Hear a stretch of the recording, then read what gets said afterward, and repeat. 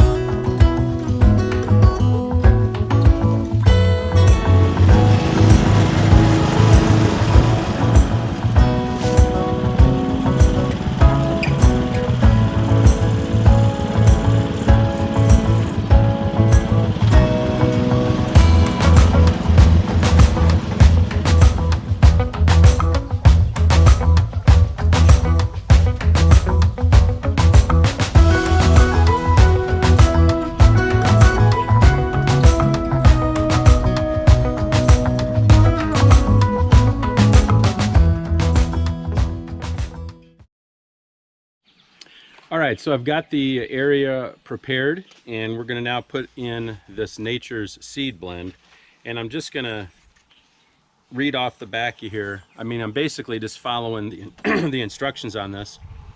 So we prepared the area, we removed all the existing vegetation, which was primarily weeds, and then we cultivated the area down about 3 inches, 2 to 3 inches, to roughen up the soil, to loosen it up, to give a good growing medium for these seeds. And then we're going to use a broadcast spreader because these are seeds of different sizes, and we're going to really seed this. And I'm going to seed it pretty well, I think, maybe heavy. And then we're going to water that in, and I'm going to cover that with some straw. And I'll just kind of, before I put the straw down, I'm sorry, after I broadcast it, I'm going to go over it with a light steel tine rake, like a spring tine rake, and just very lightly kind of work that in to the soil. And then I'm going to cover it and let it grow. Keep it constant moistured for 2 to 4 weeks, and we'll just see what's going to happen here. Now, I'm acknowledging up front, and I've said this before, I should have done this in the spring where the temperatures were cooler. Didn't do that. Here we are in July, but we're in a cool spell. I'm under a big maple tree, so it's shady, and I'm hoping that I can get some progress if I water this and just, you know, take care of it. And we'll just see. Maybe it'll give me a jump start for next year. So I'm not going to cut the bag all the way open. We'll just do a little spout.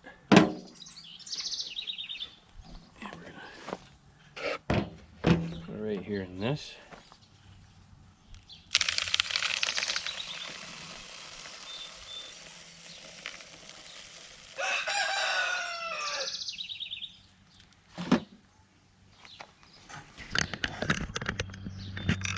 Get you right in here.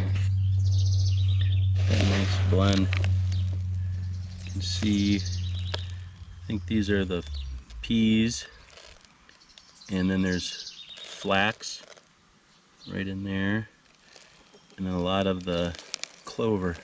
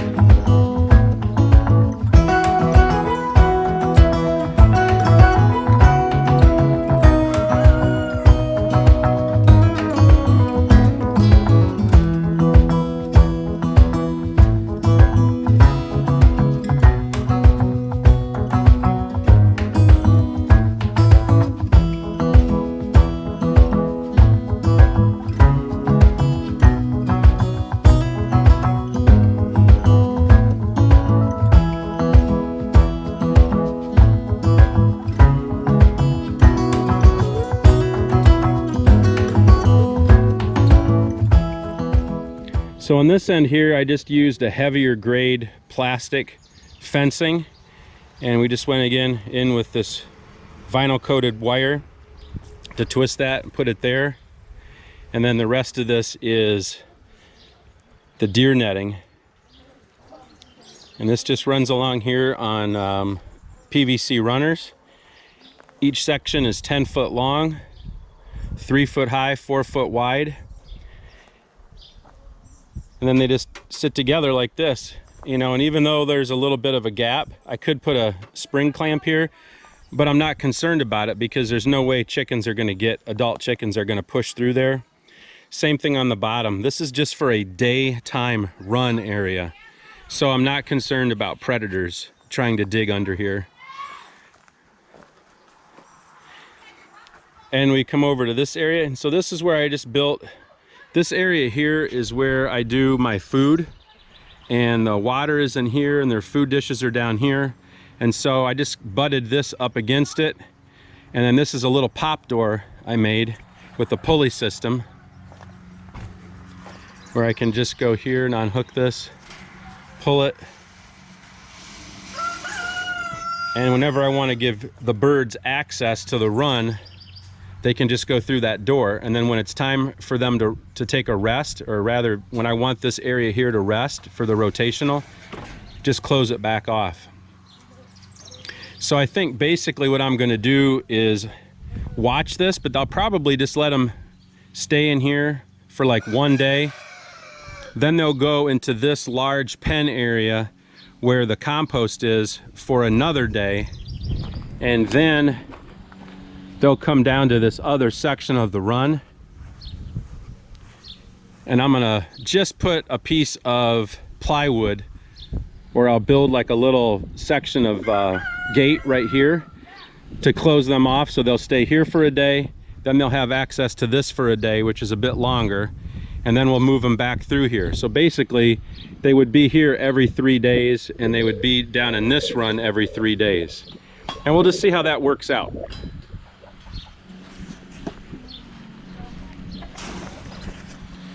So in the meantime, I'm just gonna keep this area watered. I'll keep checking on it. We'll see how this does. Hopefully, things go well and it grows. If not, we'll just have to wait till springtime, and I'll seed it a little bit better, or maybe later this fall. And I'll just keep after it. But eventually, I'd like to add 2 more sections So they'd have a whole 40 foot down this way, and then they would also have about 40 foot down that way. And I think that'll be a very nice area for them for rotational grazing. So that's it today for this project, for this Ohio farmhouse. I'll do a follow-up video in a couple of months here, or maybe 6 weeks, just to kind of keep you updated and show you how this turned out.